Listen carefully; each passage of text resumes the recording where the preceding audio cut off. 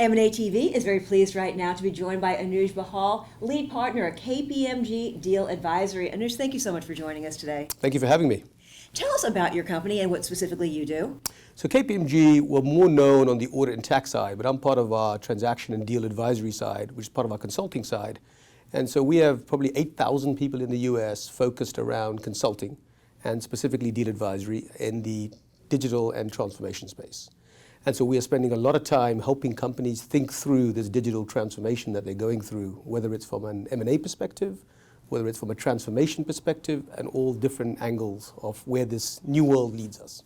Well, here at the M&A Summit, you took part in a very, very important discussion about the fourth industrial revolution. For people who may not be fully understanding what that means, can you explain it to us? Sure. So people are more familiar with what happened back in '99, what I call the internet revolution. And that was basically, think of that as, 1.0.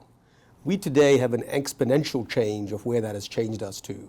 So when you think about this, the impact of social, right? People related to Facebook, to Twitter, and so on. Think about it in relation to your mobile phone. There are now, 3 billion plus mobile phones in the world, whereas in '99 it was all about the PC revolution, and that's changing it. You can think about it from a cloud transformation. What does that mean? Data resides on the cloud. So we don't need to own the IT and the servers of a lot. Everything can sort of be done from a cloud-based model, and it's a very sort of efficient model. And then the last phraseology people think about is big data. And that just means there's a lot of data, unstructured data, like Twitter data, and then there's a lot of structured data sitting in people's companies. And the question is, how do you merge those two data sets to get better insights to manage your business problems? Well, that's the big question. So how are the successful corporations managing this change in technology? It's challenging.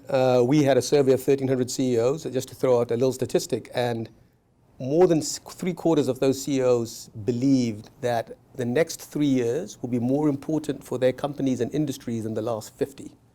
And that just tells you about the pace of transformation that's about to come ahead of us. And I think we're living in this continual disruption phase. So the question then is, what do you do about that? So one trend we have seen is to say, well, you know what, I can't own everything. So the old M&A model was, I need to own everything, I need to buy everything 100%. Today, I can collaborate, I can have a JV, I can think of a network, I can think of a partnership, I can think of taking a minority stake in a company, and kind of use that as a different way to see how all these new technologies are coming up, and then let me think about what is permeating, what is coming up, and at some point, if I need to buy it, I'll buy it. But I think the model of how you think about it in this kind of collaborative economy is changing how people think about M&A as well. How does this affect the workforce with more technology and fewer people possibly needed to perform certain duties? Will that affect regulations? Absolutely. I think we're already seeing that a little bit with, you think about with Uber, is it an employee, not an employee? We've seen it with Airbnb. This concept of I own a piece of software, and do I really have employees, or do I have people who are temporarily engaged? I think we're still working through that. I think the regulation is going to change a lot around that. But it may be unclear from country to country, from state to state, from city to city, but it's just going to be an evolution. But I don't think you can stop the pace of the transformation. So how does this look to the consumer sitting at home, looking at their smartphone or looking at their technology down the road, a year or 2 years from now? What does it mean to the consumer?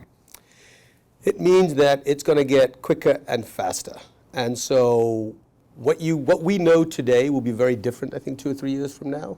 And maybe let's talk about one example. I think we've all understand the word robots in an industrial manufacturing sense. We're now going to get into something called, the buzzword is RPA, robotic process automation. And all that means is I'm taking basically a white collar desktop job, and I'm creating a little software program for someone to sort of take that job over. So think about a mortgage processor. Today maybe I have 100 mortgage processor. I could create a little bot, and I need 2 people managing just the software sort of to get that done. And so I think we're going to see that change for whether it's the consumer sitting at home in terms of how they interact with technology, and where this sort of goes into sort of the workforce and the service economy where a lot of us play in is going to be sort of a huge change over the next 5-10 years. And how about the corporations who aren't keeping up with technology? Well, there is that phrase, right? Be the disruptor or be disrupted. Yes. And there is that phrase out there, and I completely agree with you. Those who are not going to be agile enough, those who are not thinking about the digital side of it, and those who are not being proactive, I think they run the risk of being left behind. So looking forward, looking out into the future with this technology ever changing at breakneck pace, What are you excited about in the future? What's up and coming? That's super cool. I mean, well, we've talked a little bit about the negatives. I think the positives are also huge, right? If you think about, there's this concept of, the common one. Think about what now Amazon Echo does in your house and how it connects things, and everything will be done by talking. I love my Echo. Right? You love your Echo. We won't be typing anymore, right? We'll be talking into things. Someone being able to read your mind without you typing. So you think through an email and it goes through. Well, it depends what you're thinking about. But absolutely, I mean, those things are just amazing. I mean, I was talking to a friend of ours who, if you think about home automation, that was a $50,000, $100,000 type expense maybe 5-10 years ago.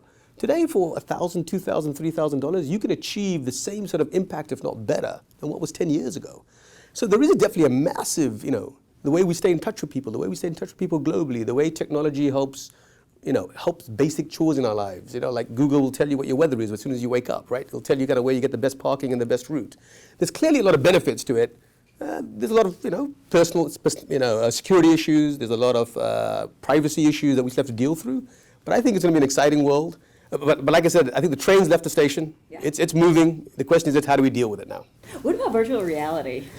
Virtual reality, another great topic. I mean, we're seeing that if you think about the gaming industry and how that sort of plays out. It was stunning. I was talking to my 13-year-old son the other day. He's watching people play virtual reality games. And that company that just has a stadium with people watching people play is $1 billion company. I mean, just amazing that, that you wouldn't think about the kind of transformation of that, even that a company could exist like that. So I agree, you're going to sit here and have your little conference table. You put your little virtual reality glass on and you're conferencing around the room with people. There'll be some real business applications that come out of this. Absolutely incredible. Anuj, thank you so much for your insight. Thank you very much. Thanks for having me.